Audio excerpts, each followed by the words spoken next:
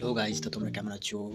আমি সকাল সকালে তো রেডি হয়ে গেছি। আজ আমাদের কেপি এক্সাম আছে, তো এক্সামটা দিতে যাবো। তা ব্লগে থাকো, অনেক মজা হবে। রাস্তায় যা জ্যাম ছিল আর যা কুয়াশা ছিল কি বলবো গাইস তোমাদের। তাছাড়া লাইফে কিছু পেতে গেলে তো একটু তো কষ্ট করতে হবে গাইস। তা বেশ গাইস, দেখতে পাচ্ছ আরো অনেক ছেলে ছিল। তাছাড়া এই জায়গাটা কে কে চিনো একটু কমেন্টে জানাবে। আশা করি আমাদের এই এলাকার সবাই চিনবে এই জায়গা। ফাইনালি গাইস, অনেকক্ষণ ধরে বাইক চালানোর পর আমরা সেই আমাদের সেন্টারে চলে এসেছি। চলো গাইস, আমি তোমাকে স্কুলটা দেখাচ্ছি। গাইস, এটা হচ্ছে সেই স্কুল। এতে অনেক ছেলে ঢুকছে। আমরা এখন ঢুকবো না, একটু ঘোরাফেরা করবো, অনেকক্ষণ টাইম আছে। এত তাড়াতাড়ি ঢুকলে ভিতরে যে একটা বোরিং বোরিং লাগে।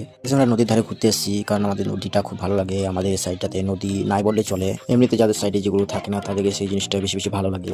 অনেকক্ষণ ঘোরাঘুরি পর এবার সেন্টারের মধ্যে ঢুকবো, তাই সেন্টারের গেটের বাইরে দাঁড়িয়েছিলাম। ফাইনালি গাইস, আমরা সেন্টারের মধ্যে ঢুকে পড়েছি। এখানে চেকিং হচ্ছিল আর আমার বন্ধু বাইরে দাঁড়িয়েছিল। ও বাইরে থেকে ভিডিওগুলো করছিল। আমি আমার আর একটা বন্ধু ভিতরের মধ্যে ঢুকে পড়েছি। দেখতে পাচ্ছ, তোমরা দেখতে পাবে, ভালো করে দেখো। ফাইনালি আমি এক্সাম দিয়ে বাইরে চলে এসেছি।